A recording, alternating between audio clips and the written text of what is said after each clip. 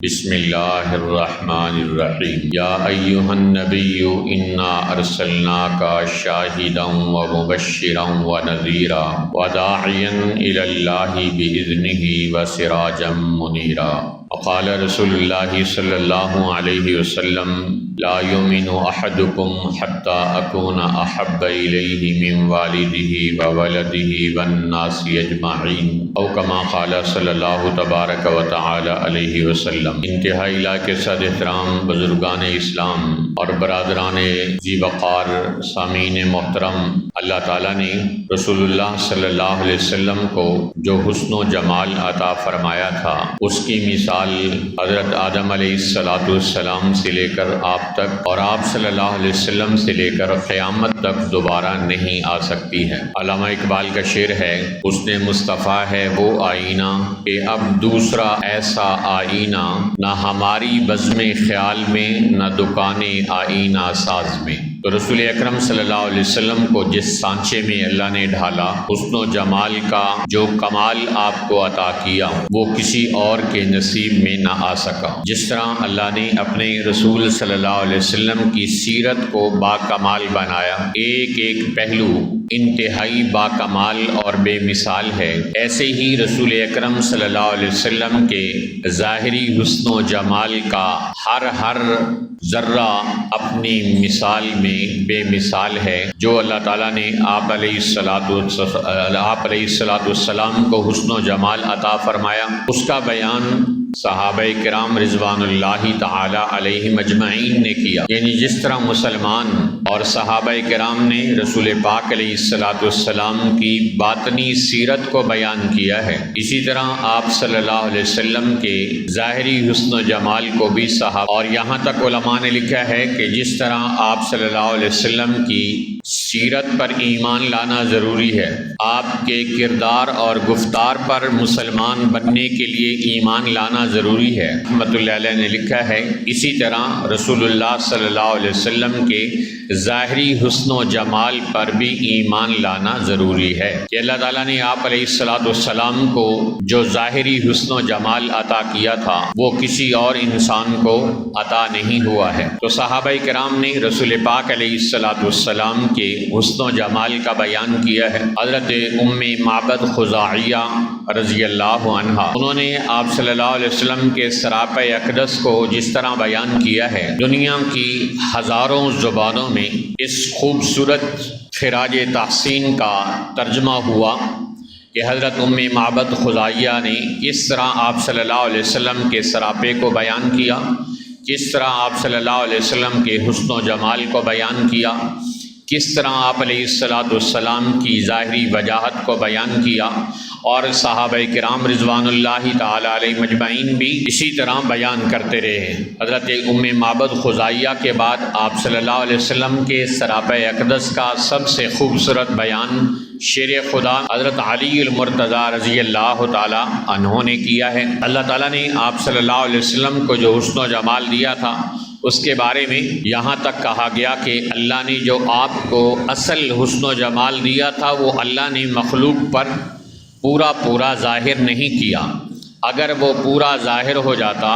تو لوگوں کے لیے آپ صلی اللہ علیہ وسلم کی ذات والا صفات سے استفادہ کرنا مشکل ہو جاتا، آپ صلی اللہ علیہ وسلم کو دیکھنا مشکل ہو جاتا۔ تو اس طرح اللہ تعالیٰ نے آپ صلی اللہ علیہ وسلم کے حسن و جمال کے اوپر پردے ڈال کے رکھے تاکہ لوگوں کو آپ کی ذات سے استفادہ کرنے میں آسانی ہو۔ اگر آپ صلی اللہ علیہ وسلم کا حسن و جمال اپنے پورے کمال کے ساتھ دنیا میں ظاہر ہو جاتا تو کئی طور یہاں تجلی کے کھڑے ہو جاتے، جن پر نبی پاک جس طرح کوہ طور پر اللہ کی تجلی پڑی اور وہ جل کر راکھ ہو گیا، اسی طرح حضور پاک علیہ الصلاۃ والسلام کے حسن و جمال کا مکمل پرتو اگر یہاں ظاہر ہو جاتا تو یہاں لاکھوں کوہ طور کھڑے ہو جاتے کہ جو حضور پاک علیہ الصلاۃ والسلام کے چہرہ انور اور آپ کے وجود اقدس کی تجلی کی تاب نہ لاتے ہوئے پارا پارا ہو جاتے۔ تو رسول اکرم صلی اللہ علیہ وسلم کے حسن و جمال کو انسان اپنی ظاہر کی آنکھوں سے دیکھتا رہا، صحابہ کرام بھی ظاہر کی آنکھوں سے دیکھ کر بیان کرتے رہے۔ حضرت اویس کرنی رحمۃ اللہ علیہ کہ جس کو سید التابعین کہا جاتا ہے، حضرات صحابہ کرام کو رسول اللہ صلی اللہ علیہ وسلم نے فرمایا کہ جب تم اس انسان سے ملو تو اس کے لیے اپنے حق میں دعا کروانا۔ انہوں نے ایک مرتبہ پوچھا صحابہ کرام سے کہ تم نے رسول پاک علیہ الصلاۃ والسلام کو دیکھا تھا؟ انہوں نے کہا یہ دیکھا تھا۔ تو کہا جی پھر بیان کرو۔ انہوں نے بیان کیا تو حضرت اویس کرنی رحمۃ اللہ علیہ نے ارشاد فرمایا کہ جو کچھ آپ نے بیان کیا ہے یہ حضور اکرم صلی اللہ علیہ وسلم کے حسن ظاہری کا صرف ایک پرتور عکس ہے۔ آپ صلی اللہ علیہ وسلم کے اصل حسن کو کوئی بیان کر ہی نہیں سکتا ہے۔ یہاں تک کہ حضرت عمر بن عاص رضی اللہ تعالیٰ عنہ کہتے ہیں اگر مجھ سے کوئی حضور پاک علیہ الصلاۃ والسلام کے بارے میں سوال کرے ما اتقتو، تو میں ہمت نہیں پاتا کہ میں آپ کے سراپہ اقدس اور آپ صلی اللہ علیہ وسلم کے حسن و جمال کو لوگوں کے سامنے بیان کر سکوں، اس لیے کہ میری آنکھ میں وہ ہمت ہی نہیں تھی کہ میں آپ صلی اللہ علیہ وسلم کی چہرہ انور کی تابانیوں کو اچھی طرح جی بھر کے دیکھ سکتا۔ تو صحابہ کرام جب عاجز ہو گئے اور انہوں نے اپنے عجز کا بیان کیا تو اس سے آپ اندازہ کر سکتے ہیں کہ کس طرح اللہ تعالیٰ نے آپ صلی اللہ علیہ وسلم کو حسن و جمال عطا فرمایا۔ شیخ شمس شیرازی فرماتے ہیں کہ رسول پاک علیہ الصلاۃ والسلام کو مخاطب کر کے کہ لا یمکن الثناء کما کان حقہ، کہ اللہ کے رسول صلی اللہ علیہ وسلم آپ کی حمد و ثنا بیان کرنا، آپ کے حسن و جمال کو بیان کرنا انسان کے لیے ممکن ہی نہیں۔ بس خلاصہ یہ ہے کہ بعد از خدا بزرگ توئی، قصہ مختصر کہ اللہ کے بعد آپ کی ذات والا صفات ہے، حسن و جمال کے اعتبار سے بھی اور علم اور کمال کے اعتبار سے بھی اور فضل اور منال کے اعتبار سے بھی آپ صلی اللہ علیہ وسلم کی ذات تمام صفات سے، تمام مخلوقات سے افضل و اعلیٰ، اشرف اور برتر ہے۔ اس لیے رسول پاک علیہ الصلاۃ والسلام کے حسن و جمال کا بیان کرنا صحابہ کرام کی سنت ہے، اور آپ صلی اللہ علیہ وسلم کے حسن و جمال پر ایمان لانا مسلمانوں کے ایمان کا تقاضا ہے۔ یہ نہیں کہ مسلمان حضور پاک علیہ الصلاۃ والسلام کے حسن و جمال کا ویسے بیان کرتے ہیں یا کیوں کرتے ہیں، کہ اس لیے کرتے ہیں کہ جس طرح آپ صلی اللہ علیہ وسلم کی سیرت پر ایمان لانا ضروری ہے، جس طرح آپ صلی اللہ علیہ وسلم کی سیرت پر ایمان لانا ضروری ہے، اسی طرح آپ صلی اللہ علیہ وسلم کی صورت پر بھی ایمان لانا ضروری ہے۔ کہ اللہ نے اس لیے کہ ظاہر سے پہلے انسان صورت سے امپریس ہوتا ہے، متاثر ہوتا ہے، پھر جا کر سیرت انسان کی اس کو متاثر کرنے والی بنتی ہے۔ حضرت عبداللہ بن سلام رضی اللہ تعالیٰ عنہ یہودیوں کے بہت بڑے عالم تھے۔ آپ صلی اللہ علیہ وسلم کی مدینہ طیبہ میں تشریف آوری ہوئی تو انہوں نے کہا میں بھی گیا، اور میں نے کہا میں دیکھوں حضور صلی اللہ علیہ وسلم کا دیدار کروں۔ جو ہی میری نظر آپ صلی اللہ علیہ وسلم کے چہرہ اقدس پہ پڑی عرفت انہ لیس بوجہ کذاب، مجھے سمجھ آ گئی کہ یہ چہرہ جھوٹے کا چہرہ نہیں ہو سکتا۔ تو چہرہ اور انسان کا ظاہر اس کے باطن کی دلیل ہوتا ہے۔ آپ صلی اللہ علیہ وسلم کا ظاہر اتنا خوبصورت ہے تو آپ صلی اللہ علیہ وسلم کا باطن کتنا خوبصورت ہوگا۔ آپ صلی اللہ علیہ وسلم کی صورت اتنی خوبصورت ہے تو آپ صلی اللہ علیہ وسلم کی سیرت کتنی خوبصورت ہوگی۔ تو یہ رسول پاک علیہ الصلاۃ والسلام کے حسن و جمال کا بیان صحابہ کرام نے کیا اور بتایا۔ حدیث میں آتا ہے حضرت عائشہ رضی اللہ تعالیٰ عنہ فرماتی ہیں کہ کان رسول اللہ صلی اللہ علیہ وسلم انور اللون، کہ رسول اللہ صلی اللہ علیہ وسلم سب سے زیادہ منور رنگت والے تھے، نورانی رنگت والے تھے۔ اور دوسرے صحابی کہتے ہیں کان رسول اللہ صلی اللہ علیہ وسلم، کہ حضور پاک علیہ الصلاۃ والسلام جو ہیں وہ گندمی رنگت والے تھے۔ اور ایک صحابی کہتے ہیں حضرت جابر بن عبداللہ رضی اللہ تعالیٰ عنہ کہتے ہیں کہ ایک رات 14ویں رات تھی اور چاند چمک رہا تھا، اور اللہ کی شان کے میں بھی رسول پاک علیہ الصلاۃ والسلام کے پاس تھا، اور آپ صلی اللہ علیہ وسلم نے ایک سرخ دھاری دار چادر پہن رکھی تھی، تو میں کبھی چاند کو دیکھتا اور کبھی میں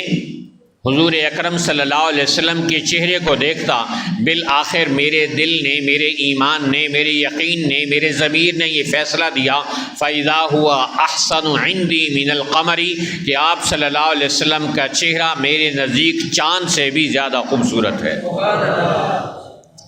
چاند سے بھی زیادہ خوبصورت ہے۔ کہ چاند سے تشبیہ دینا یہ بھی کوئی انصاف ہے؟ چاند کے چہرے پہ چھائیاں، مدنی کا چہرہ صاف ہے۔ تو حضور اکرم صلی اللہ علیہ وسلم کو اللہ نے چاند سے بھی زیادہ خوبصورت بنایا تھا۔ حضرت انس رضی اللہ تعالیٰ عنہ اور حضرت ابو ہریرہ رضی اللہ تعالیٰ عنہ کہتے ہیں کان رسول اللہ صلی اللہ علیہ وسلم کأنما صیغ من الفضہ، حضور پاک صلی اللہ علیہ وسلم ایسے تھے گویا آپ کا حسن و جمال چاندی کے اندر سے ڈھالا گیا ہے، اور خوبصورت چاندی کو ڈھال کر آپ علیہ الصلاۃ والسلام کے چہرہ اقدس کو بنایا گیا ہے۔ تو حضور پاک صلی اللہ علیہ وسلم کو اللہ تعالیٰ نے ظاہری طور پر انتہائی اعلیٰ حسن و جمال عطا فرمایا۔ حضرت آمنہ رضی اللہ تعالیٰ عنہ، حضور پاک صلی اللہ علیہ وسلم کی والدہ ماجدہ حضرت آمنہ گواہی دیتی ہیں کہ آپ صلی اللہ علیہ وسلم جب پیدا ہوئے تو پیدا ہونے کی وجہ سے اللہ تعالیٰ نے آپ کے چہرے سے، وجود سے اتنا نور نکلا کہ میرے لیے اللہ تعالیٰ نے شام کے محلات تک روشن فرما دیے۔ اور حضرت حلیمہ رضی اللہ عنہ کہتی ہے میں حضور پاک علیہ الصلاۃ والسلام کو لینے کے لیے جب گئی اور میں نے آپ صلی اللہ علیہ وسلم کو دیکھا تو وہ آپ آرام فرما رہے تھے، تو میں نے آپ کو جگانا مناسب نہ سمجھا، میں نے آپ کے سینہ مبارک پر ہاتھ رکھا، فتبسم ضاحکاً، آپ نے مسکرا کر مجھے دیکھا، اور میں نے آپ صلی اللہ علیہ وسلم کو آنکھیں بھر کر دیکھا تو میں نے دیکھا فَإِذَا نُورٌ خَرَجَتْ مِنْ عَيْنَيْهِ، ایک نور نکلا آپ صلی اللہ علیہ وسلم کی دونوں مبارک آنکھوں سے، حتیٰ دخل فی السماء، یہاں تک کہ وہ نور آسمان تک پہنچ گیا۔ تو یہ حضرت آمنہ بتا رہی ہیں، حضرت حلیمہ گواہی دے رہی ہیں۔ حضرت آمنہ سے پوچھا گیا کہ آپ سے زیادہ حسین کوئی بچہ آپ نے دیکھا؟ تو ماں نے کہا میں نے ایسا حسین بچہ نہیں دیکھا۔ اور پھر حضرت حلیمہ رضی اللہ عنہا گواہی دے رہی ہیں میں نے بھی ایسا حسن و جمال کا پیکر نہیں دیکھا۔ حضرت عبد المطلب سے کسی نے پوچھا کہ آپ نے اپنے بیٹے کا نام محمد کیوں رکھا؟ کہا اس لیے رکھا، اپنے پوتے کا نام محمد اس لیے رکھا ہے کہ اللہ تعالیٰ نے ان کو اتنا خوبصورت حسن و جمال دیا ہے کہ ہر بندہ ان کے حسن و جمال کو دیکھ کر ان کی تعریف کر رہا ہے، اس لیے میں نے ان کا نام محمد رکھا ہے۔ میں نے بھی ایسا حسین و جمیل بچہ دنیا میں نہیں دیکھا۔ آخر جبرائیل امین آئے اور انہوں نے آ کے کہا کہ تم نے تو دنیا کے بادشاہوں کے دربار دیکھے ہیں، دنیا کی عورتوں کے بچوں کا حسن و جمال دیکھا ہے، مجھ جبرائیل امین کی گواہی لو نا، آفاق ہا گردیدہ ام، مہر بتا ورزیدہ ام، ہزار خوبہ دیدہ ام، ولیکن تو چیزیں دیگری، میں مشرق گھوما ہوں، میں مغرب گھوما ہوں، میں نے شمال دیکھا ہے، جنوب دیکھا ہے، جنت کی عورتوں کا اور حوروں کا حسن و جمال بھی دیکھا ہے، لیکن اللہ نے آپ جیسا حسن و جمال کسی اور کو نہیں عطا فرمایا۔ نازاں ہیں جس پہ حسن وہ حسن رسول ہے۔ تو اللہ تعالیٰ نے آپ صلی اللہ علیہ وسلم کو ایسا حسن عطا فرمایا کہ چاند بھی آپ کے چہرے سے تابانیاں حاصل کرتا ہے، اور سورج بھی آپ کے چہرہ انور سے روشنی حاصل کرتا ہے۔ آپ صلی اللہ علیہ وسلم کو اللہ تعالیٰ نے ایسا وجود عطا فرمایا کہ جس کے اندر نور ہی نور تھا، برکت ہی برکت تھی، اور خیر ہی خیر تھی۔ تو آپ صلی اللہ علیہ وسلم کے چہرے کی رنگت بھی خوبصورت تھی، اور آپ علیہ الصلاۃ والسلام کو جو پسینہ آتا تھا وہ بھی اللہ تعالیٰ نے انتہائی خوشبودار بنایا۔ حضرت انس رضی اللہ تعالیٰ عنہ گواہی دیتے ہیں رسول پاک صلی اللہ علیہ وسلم ہمارے گھر میں اکثر تشریف لایا کرتے، اور کبھی کبھی دوپہر کو قیلولہ بھی فرمایا کرتے تھے۔ ایک مرتبہ رسول اللہ صلی اللہ علیہ وسلم ہمارے گھر میں آئے اور میری والدہ ماجدہ نہیں تھی، تو آپ صلی اللہ علیہ وسلم نے گھر میں آرام فرمایا۔ تو میری والدہ باہر کسی کام کے لیے گئی ہوئی تھی، انہیں بتایا گیا کہ کہ ھذا رسول اللہ صلی اللہ علیہ وسلم نائم فی بیتک علی فراشک، کہ اللہ کے رسول صلی اللہ علیہ وسلم تو آپ کے گھر میں آرام کر رہے ہیں۔ تو حضرت انس رضی اللہ تعالیٰ عنہ کی والدہ حضرت ام سلیم رضی اللہ عنہا دوڑتی ہوئی آئیں اور آ کر نبی پاک علیہ السلام کو دیکھا کہ آپ آرام فرما رہے ہیں اور آپ صلی اللہ علیہ وسلم کے بدن مبارک سے پسینے کے قطرے گر رہے ہیں جو موتیوں کی طرح چمک رہے ہیں۔ حضرت ام سلیم نے شیشی پکڑی اور نبی پاک علیہ السلام کا مبارک پسینہ اکٹھا کرنے لگ گئیں۔ آپ صلی اللہ علیہ وسلم کی آنکھ کھلی تو آپ نے پوچھا ما ھذا تصنعین، اے ام سلیم یہ کیا کر رہی ہو؟ تو انہوں نے عرض کیا یا رسول اللہ صلی اللہ علیہ وسلم ھذا طیب تطیب بہ طیبنا، کہ یہ وہ خوشبو ہے، نطیب بہ طیبنا، کہ اس کے ذریعے سے ہم اپنی خوشبو کو خوشبودار بنائیں گے۔ اور دوسری حدیث میں آتا ہے کہ انہوں نے عرض کیا یا رسول اللہ صلی اللہ علیہ وسلم نرجو برکت سبینا، ہم یہ اس لیے حاصل کر رہے ہیں کہ یہ خوشبو ہم اپنے بچوں کو لگائیں گے اور ہمارے بچوں کو بھی آپ کے پسینے کی برکت نصیب ہو جائے گی۔ تو آپ صلی اللہ علیہ وسلم نے فرمایا اصبتی، تم نے بہت اچھا کیا۔ اور پھر حضرت ام سلیم رضی اللہ تعالیٰ عنہ کے پاس جو شیشی تھی، سارے مدینے کی عورتیں ان کے پاس آتیں اور کہا ام سلیم اپنی خوشبو میں سے تھوڑی سی خوشبو دے دو، کیونکہ جو نبی پاک علیہ السلام کے پسینے کے اندر خوشبو ہے، ایسی خوشبو دنیا کی کسی خوشبو کے اندر نہیں ہے۔ تو آپ صلی اللہ علیہ وسلم کا پسینہ بھی خوشبو کا خزینہ تھا، اس کو بھی اللہ تعالیٰ نے انتہائی خوشبودار بنا دیا تھا۔ ایک صاحب آئے اور آ کر کہنے لگے یا رسول اللہ صلی اللہ علیہ وسلم میری بیٹی کی شادی ہے اور ہمارے گھر میں خوشبو نہیں ہے۔ تو آپ صلی اللہ علیہ وسلم نے فرمایا جاؤ ایک شیشی لے کر آؤ اور ایک لکڑی لے کر آؤ۔ وہ گئے اور ایک شیشی اور لکڑی لے کر آئے۔ آپ صلی اللہ علیہ وسلم نے اس لکڑی سے اپنی کلائی کا پسینہ اتارنا شروع کیا اور اس میں جمع کرنا شروع کیا شیشی کے اندر، اور جمع کر کے شیشی بھر کے دے دی اور فرمایا کہ جاؤ اپنی بیٹی کو کہو اس سے خوشبو لگایا کرے۔ تو وہ گھر میں لے کے گئے اور حدیث میں آتا ہے کہ جب وہ گھر میں لے کے پہنچے تو اتنی خوشبو ہوتی تھی کہ جب وہ عورت بچی خوشبو لگاتی تھی سارے مدینے میں خوشبو کے ہلے پھیل جاتے تھے اور پورے مدینے کے اندر خوشبو پھیل جاتی تھی۔ تو اس گھر کا نام رکھ دیا گیا بیت المطیبین، یہ خوشبو والوں کا گھر ہے۔ تو نبی کی ذات خوشبو، نبی کی جماعت خوشبو، نبی کی بات خوشبو، نبی کا پسینہ بھی خوشبو ہے۔ اور آپ علیہ السلام کی ذات کیسے خوشبو ہے؟ حضرت علیمہ رضی اللہ تعالیٰ عنہ گواہی دیتی ہے کہ جب ہم آپ کی خدمت میں حاضر ہوئے، میں آپ صلی اللہ علیہ وسلم کو لے کر اپنے گھر بنی سعد قبیلے میں پہنچی تو آپ علیہ السلام میرے گھر میں تشریف لائے۔ میرے گھر میں تشریف لانے کی برکت سے میرے سارے قبیلے کے ایک ایک گھر کو اللہ تعالیٰ نے خوشبودار بنا دیا۔ تو آپ علیہ السلام کی ذات والا صفات کے وجود میں اللہ تعالیٰ نے خوشبو رکھی اور آپ کے پسینے کو بھی خوشبودار بنایا۔ حضرت علی رضی اللہ تعالیٰ عنہ کہتے ہیں کہ میں نے آپ صلی اللہ علیہ وسلم کو غسل دیا اور میں نے کہا کہ جس طرح عام مردوں کو غسل دیا جاتا ہے تو کچھ سمیل آتی ہے، تو میں نے وہ فیل کرنے کی کوشش کی۔ اللہ کی قسم مجھے خوشبو ہی خوشبو آنے لگی اور خوشبو وہ ساری کی ساری کمرے میں گھر میں پھیلتی چلی گئی۔ آپ علیہ السلام کے وجود میں زندہ رہتے ہوئے بھی خوشبو تھی اور وفات اور وصال فرمانے کے بعد بھی آپ کا وجود خوشبودار بن گیا۔ تو جس انسان کے وجود میں اتنی خوشبو ہے اور جس کی ذات میں اتنی خوشبو ہے